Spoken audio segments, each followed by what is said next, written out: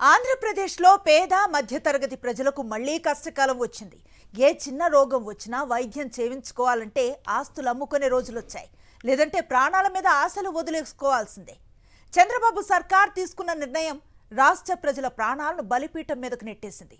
ఇంతకీ పేదలకు వచ్చిన కష్టం ఏంటి? Watch it. డబ్బున్నోడా పేదోడా అన్న సంగతి రోగాలకు తెలియదు. చిన్న జ్వరమైతే పర్వాలేదు, భారీగా ఖర్చయ్యే జబ్బు చేస్తే పేదలు ఉంటే ఆస్తులు అమ్ముకోవాలి, లేదంటే ప్రాణాలపై ఆశలు వదిలేసుకోవాలి. పేదలకు ఇటువంటి కష్టం రాకూడదని డాక్టర్ వైఎస్ రాజశేఖర్ రెడ్డి సీఎంగా ఉన్నప్పుడు ఆరోగ్యశ్రీ పథకాన్ని తీసుకువచ్చి కార్పొరేట్ ఆసుపత్రుల్లో పేదలకు ఉచిత వైద్యం చేయించుకునే అవకాశం కల్పించారు. ఈ పథకం నాటి ఉమ్మడి రాష్ట్రంలోనే కాదు, దేశంలోనే ఎంతో సంచలనం సృష్టించింది.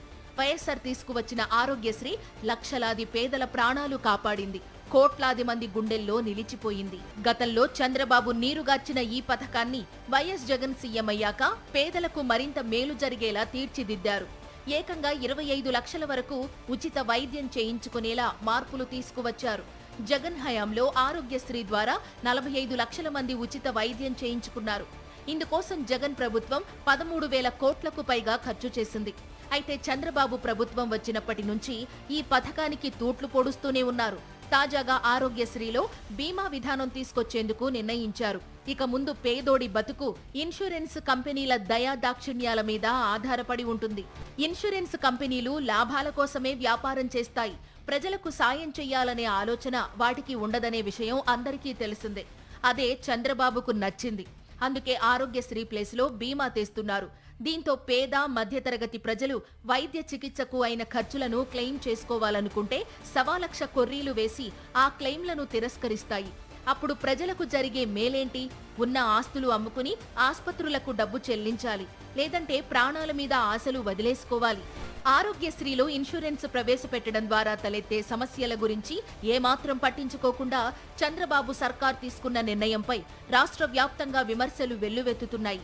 రాష్ట్ర ప్రజల ఆరోగ్యాన్ని ప్రభుత్వమే స్వయంగా ప్రైవేటు సంస్థల చేతిలో పెట్టడం ఏంటన్న ప్రశ్నలు గట్టిగా వినిపిస్తున్నాయి. ఆరోగ్యశ్రీ ట్రస్ట్ పర్యవేక్షణలో ఉంటేనే ఎవరైనా రోగికి వైద్యం విషయంలో ఇబ్బంది కలిగితే వెంటనే నెట్వర్క్ ఆసుపత్రులను నిలదీసే అవకాశం ప్రభుత్వానికి ఉంటుంది. ఇన్సూరెన్స్ పద్ధతిలో నెట్వర్క్ ఆసుపత్రులపై ప్రభుత్వానికి అజమాయిషీ ఉండదు. బీమా కంపెనీ చెప్పుచేతల్లోకి ఆసుపత్రులు వెళతాయి. ఆ కంపెనీ నిబంధనల ప్రకారమే నడుచుకుంటాయి. ఇక అలాంటప్పుడు పేదల ఫిర్యాదులను పట్టించుకునే పరిస్థితే ఉండదు.